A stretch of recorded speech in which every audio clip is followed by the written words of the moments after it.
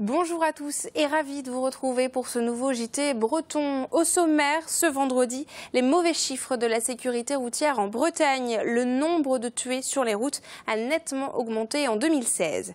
À la Nester, les joueurs de handball ont suivi la demi-finale du mondial et nous étions avec eux. Et puis culture aussi avec le festival Contrées d'hiver à Fouesnant, où le conte est mis à l'honneur. Et aussi l'actualité économique aujourd'hui avec Marine Leclèche. Bonjour Marine. Bonjour Julie. Alors quel est le programme aujourd'hui? Alors on va parler consommation d'énergie et mode. Eh bien, on voit ça dans un instant, Marine. Bienvenue à tous dans cette édition du vendredi 27 janvier 2017.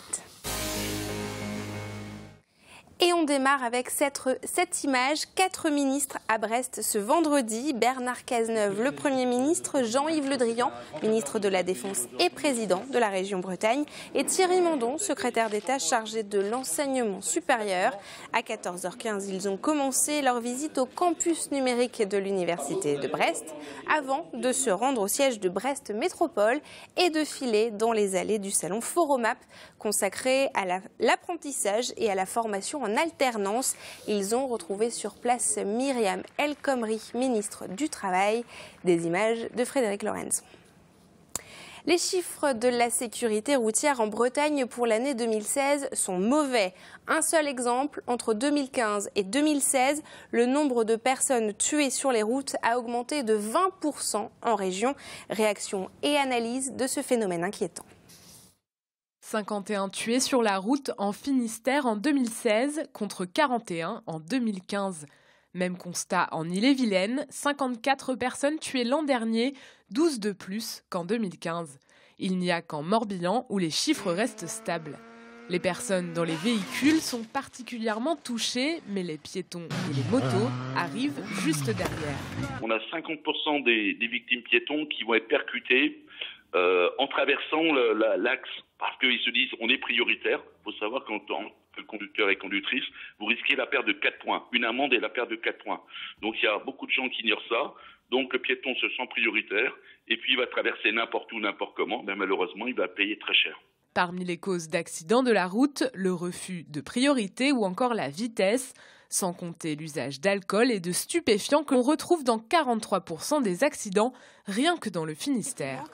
Qu'est-ce qu'on peut faire? D'abord, on a une attitude répressive très soutenue dans le département et dans toute la région. Donc il y a des mobilisations sans faille des forces, des sanctions exemplaires.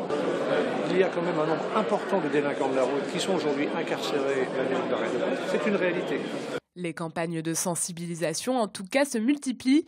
L'an dernier, près de 130 interventions sur des événements ou à destination des scolaires se sont déroulées dans le Finistère, par exemple.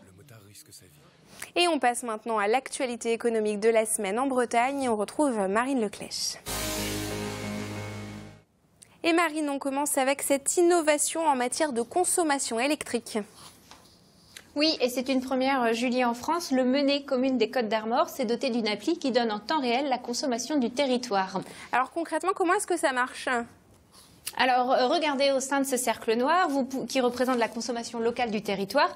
Vous pouvez différencier en vert ce qui est produit localement et en bleu ce qu'il faut faire venir de l'extérieur. Mais quel est l'intérêt d'une telle application ?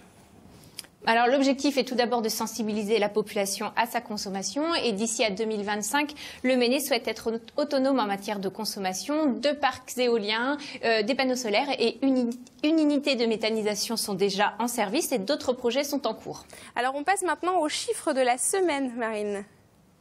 Alors, plus 15,5%, c'est la production de la construction de logements neufs l'an dernier en Bretagne. Surtout, cette tendance dynamique va se confirmer dans les mois à venir. Les carnets de commandes sont remplis ainsi dans le Finistère pour les 6 prochains mois.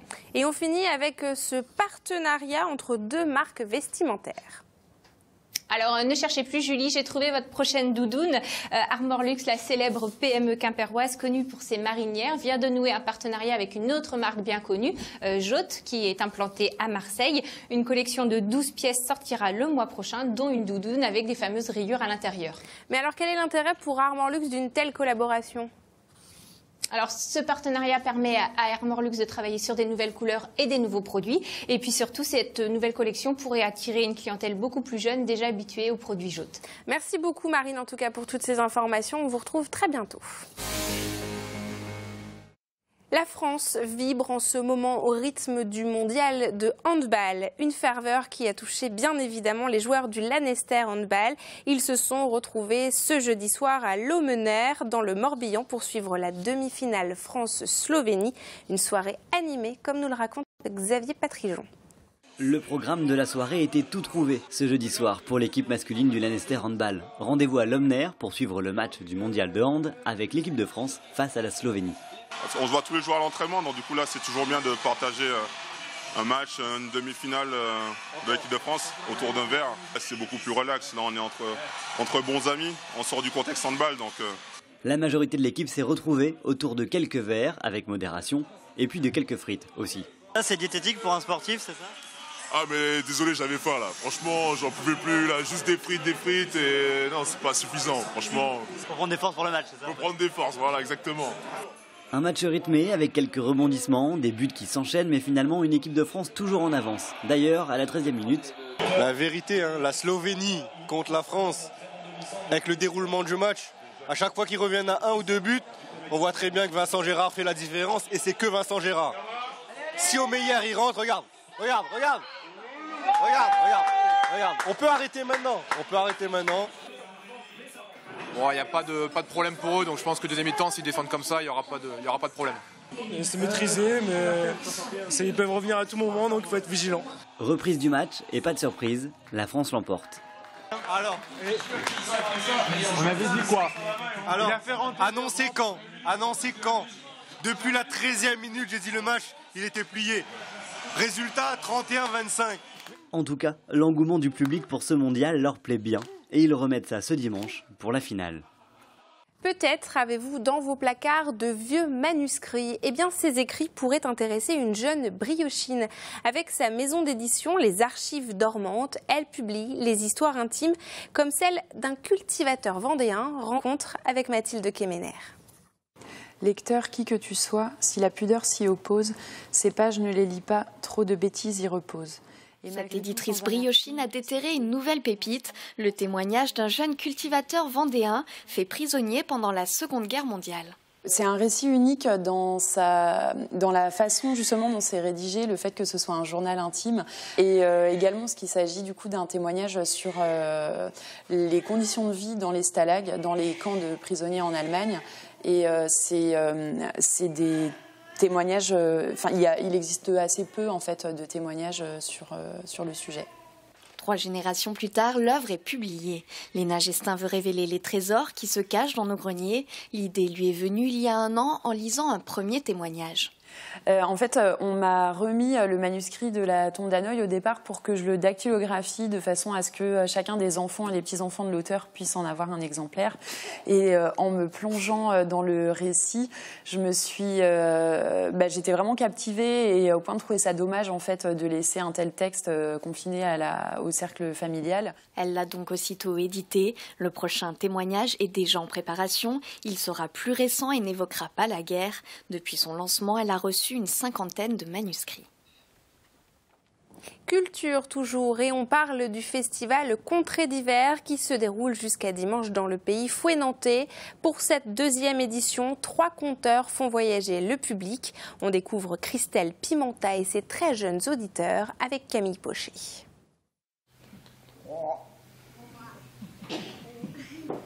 Dans les contes de Christelle Pimenta se croisent des animaux. Un crocodile qui veut devenir une fleur ou une grenouille dissipée. La préférée de Malo, c'est l'histoire d'un chien,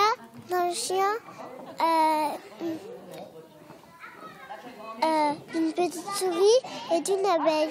50 élèves de petite section viennent de Bénodet pour découvrir le spectacle. Et hop, ce jeudi, à l'archipel de Fouesnant, des classes se succèdent ce jeudi et ce vendredi. Pour capter l'attention des tout-petits, Christelle Pimenta a ses techniques. Mon challenge, ça va être de construire des images pour réveiller l'imaginaire de celui qui m'écoute. Donc pour ça, j'ai plusieurs ingrédients. J'ai mon corps, donc la gestuelle, j'ai les sons et j'ai les mots.